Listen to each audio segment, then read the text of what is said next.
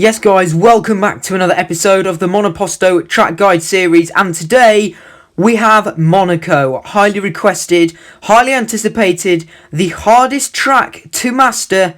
Not anymore, as today I'm going to be teaching you all of my tips and tricks and secrets on how to be quick around Monaco. This series is a recurring theme. I'm going to be covering all of the tracks in MONOPOSTO on my channel, so be sure to subscribe if you're enjoying them, if you're finding them helpful. There's a playlist now that I've created with all of the track guides so far. Without further ado, let's get into today's very important track guide video. Welcome to the pit lane here in Monte Carlo. Now, setup is an absolute no-brainer. You want all the downforce. As for the rest of it, well, I've got to be honest, I don't know. I'm not the best person to ask for setups, although I do try my best with these videos. Although here is the setup that I used for this video. As you can see, brake balance fairly neutral. Suspension, that doesn't make a big difference to your lap time in this game either way. It's the wings you want to worry about. You want to slide that as far to the right hand side as it will possibly go, because as you're about to see, and as I'm sure you'll probably know, Monaco is notoriously difficult for overtaking and has very little in the way of straights. Therefore, as you're starting the lap, you don't need to take a particularly wide line to make the most of the start-finish straight. However, notice that this final corner is a lot more twisty, if I can use that word, than it is in real life. There is no way that it twists round here, which means it's very tight, and it can be very difficult if you get on the power too early to spin out. So you want to be up into ERS, keep your car on the left-hand side as you approach the first corner. Saint-Devote in this game is actually a high-speed corner. You have one dab on the brake at the 50-meter board, and then another one just at the end of the yellow advert on the end of the pit wall at the right-hand side. You want to turn in nice and early about here. That's where you have the second dab on the brakes, and apart from that, by this point you can be fully back on the power. Because it's pretty much just a kink in this game, you can leave ERS on, your battery will recharge so quickly around here, it's unbelievable. You can be incredibly greedy on the deployments. Nevertheless, I would turn the battery off when just as you reach the crest towards the casino, and this corner here is very easy to spin out. If you carry too much speed, it's important to get your brake zone right, and because there's no obvious brake marker, it is a little bit of guesswork as you get towards the top of the hill. 50-meter board is a great reference. That's where I have one dab of the brakes. Again, this is a lot of coasting around here. So there's one dab on the brakes at the 50-meter board. Let the car coast around here, kind of keep it in the middle of the track.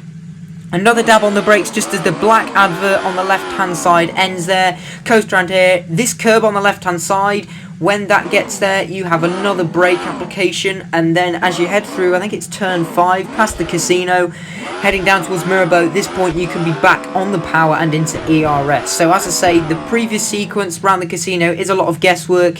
However, Mirabeau very much is not. This is a brake at the 50-meter board, and do not use the inside curb and do not turn in too early. Normally you can use the blue runoff, but at this corner you absolutely cannot. Do not touch any of the curbs in Mirabeau. Let me make that crystal clear.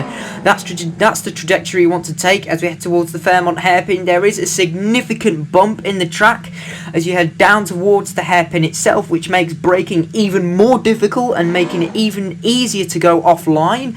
Again, do not touch any of the curbs during the hairpin. At this point you want to brake just pretty much as you're getting on the descent, so about here, just as the steep drop begins.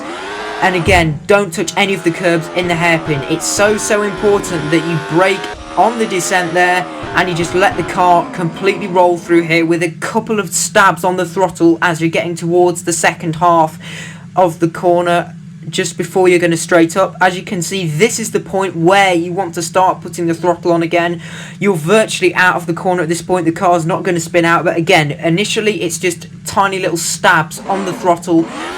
You don't want to go straight on the power as you're going to spin out. This corner around here, again, there's a steep elevation change. It's incredibly bumpy. Make sure the car's on the left-hand side as you're now back down on the seafront. This corner here is so easy to spin out. Don't touch the curb and do that, because that will cancel your qualifying lap. And also, don't get on the power too early, because you'll just perform a lovely pirouette, which you don't want if you're on a qualifying lap. So notice what I did. I wait virtually till I'm through the apex of this corner and practically straightening up before I get on the power, because you cannot afford to be too greedy on the throttle on this corner, otherwise it will spit you out. Don't touch either of the curbs in this entire section, really, through the hairpin, through Mirabeau. don't touch any of the curbs. By this point your battery will probably be fully recharged and you just blast through the tunnel. You can dump all the ERS as we get towards the Nouvelle Chicane, that one of the heaviest, if not the heaviest braking zone on this track. It probably is, I was thinking more of real life. Don't touch any of the curbs. Again, Monaco is a track where the curbs are not very nice to the car. There is no obvious braking reference. You could probably go for the 100 meter board if you want to be extremely safe where the blue runoff starts. I personally would brake a little bit later than that, but as you can see, if you look on either side, there's no obvious reference and the 50 meter board is way too late. So maybe the end of this blue runoff is just before the 50 meter board. That's the best reference I can give you. Again, don't quote me on that. That might be a bit too late. If you're feeling ultra confident, then you probably can brake at the end of this blue runoff, but no later than that. Certainly not the 50 meter board. Otherwise, you're not going to make the corner. You're going to steer on, crash into a wall, or you're going to need to use the curbs and you'll spin out. So as you can see, don't touch the curb. You could possibly brush the curb on the left-hand side there. Don't touch the right-hand side curb at all. This curb there that I just rode over, you can actually ride that on the exit as long as you don't use too much throttle. If that makes sense, so don't be too greedy on the power, then in that case you can ride that curb.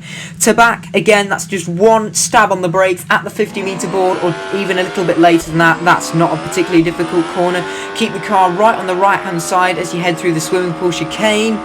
Or the one before that, I can't remember which one of these actually is the swimming pool. That corner's taken flat, and this chicane here, this is arguably the most difficult corner on the track because there's no obvious braking reference. It is so easily to be caught out and brake too late for this corner.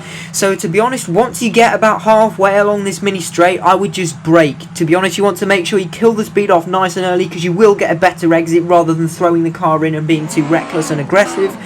So yeah, do not brake too early. This is just complete guesswork. You just have to get used to practicing driving around the track, learning a rhythm, finding out what's comfortable for you.